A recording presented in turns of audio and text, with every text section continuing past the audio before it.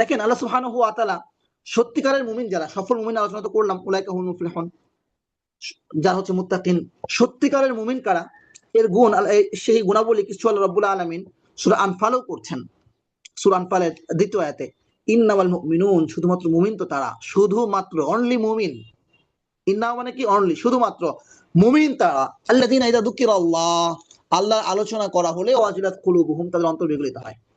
তার মানে একজন মুমিন, তার বোঝা যাবে কি করে আল্লাহ আলোচনা করা হলে অন্তর বিগলিত হচ্ছে কিনা, চোখে অশ্রু হচ্ছে কিনা। প্রচন্ড গুনাহগার মুমিন, গুনাহ করতে পারে, কিন্তু আল্লাহ আলোচনা করা হলে তার অন্তর বিগলিত হবেই। ইযা যুকিরাল্লাহ ওয়াজিলাত কুলুবুহুম, তার মানে আল্লাহ আলোচনা হতেই হবে। তাহলে আল্লাহ আলোচনা না করা হলে, অন্তর যদি বিগলিত না হয়, তাহলে কি হবে, কঠিন হতে থাকবে। রাসূল সাল্লাল্লাহু আলাইহি ওয়াসাল্লাম অন্তরকে তুলনা করেছেন মাটির সঙ্গে। কিসের সঙ্গে? মাটির সঙ্গে। এবং আরো চমৎকার ভাবে তিনি উদাহরণ দিয়েছেন যে 3 প্রকার মাটি। একটা হচ্ছে যেখানে বৃষ্টির পানি পড়ে, বৃষ্টির পানি পড়ে, পানি পড়ার পরে সে পানিটা গ্রহণ করে, গ্রহণ করে সেখানে ফসল উৎপাদিত হয়।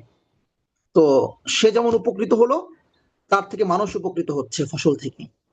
এটা হচ্ছে মুমিনের অন্তর। কোরআন, আল্লাহর আয়াত, আল্লাহর আলোচনা, রাসূল সাল্লাল্লাহু আলাইহি ওয়াসাল্লামের হাদিস, দ্বীনি আলোচনা যখন হবে, অন্তর বিগলিত হবে এবং সেখানে ফসল উৎপাদিত হবে, সেটা আমলে রূপান্তর হবে। আরেকটা অন্তর হচ্ছে, আরেকটা মাটি হচ্ছে এমন মাটি যেখানে বৃষ্টির পানি পড়ে, সে নিজে উপকৃত হয় না, কিন্তু তার দ্বারা মানুষ উপকৃত হয়।